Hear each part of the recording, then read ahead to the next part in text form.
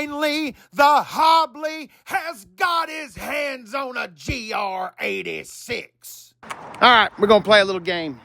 6 foot, 6'1" if I stand up nice and erect. 284 pounds this morning. We're going to get in the back seat of this Toyota GR86. All right, let's move this seat. We're going to pretend this is an emergency situation right here. My car has exploded somewhere and I have to ride with a friend. But the friend's already called shotgun, so.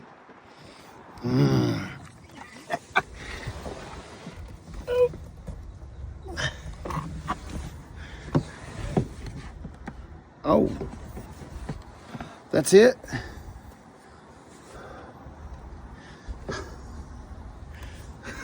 It wouldn't work. Okay. All right, here we go. So I'm in. I've got a speck of knee room. Let's see what kind of leg room the person up front's got.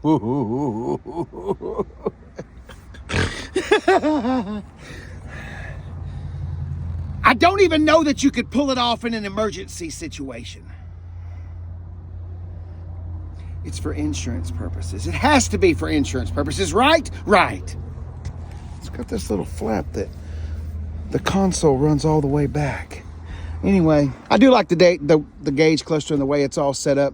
A lot of squares, a lot of right angles, but it's all right there to touch the hand. When you've got your door closed right there, the window switches are right there with your fingers. It's just real easy to push down. Clutch lets out at the very, very, very, very, very tip top. But still very easy and manageable. If you saw the entrance, I guess you should see the exit.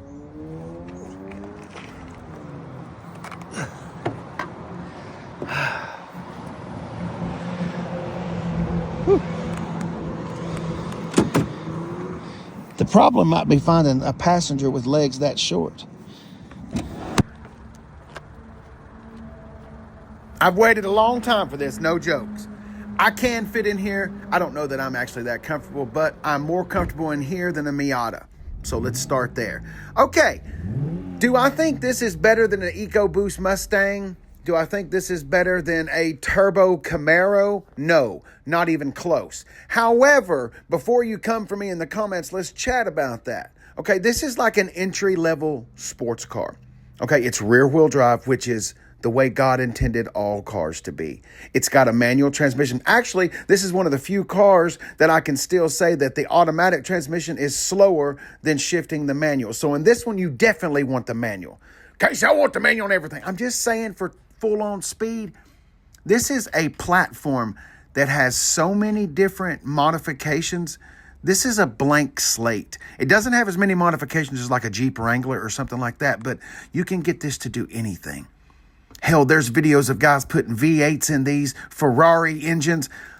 It's been around since about 2012. The beginning of this was a Scion FRS. Some of y'all may not even know what a Scion is. That was like a lower budget Toyota. Had Toyota running gear, but cheaper interior. It was just a little thing they tried. But anyway, it's also a Subaru BRZ. And that's a little problem I've got right there. Could we not even have made the damn key fob a little different? I mean, it's all Subi. But anyway, I guess it just matters which nameplate or which emblem you want on the front of your car, because they're the same, like identically the same, which is not all bad. This generation, 228 horsepower and 184 pound-feet of torque.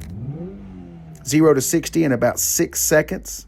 Although I think that's light. I think you can do that better. Maybe a weak driver was doing it then. But the quarter mile takes about 13, 14 seconds. Something like that.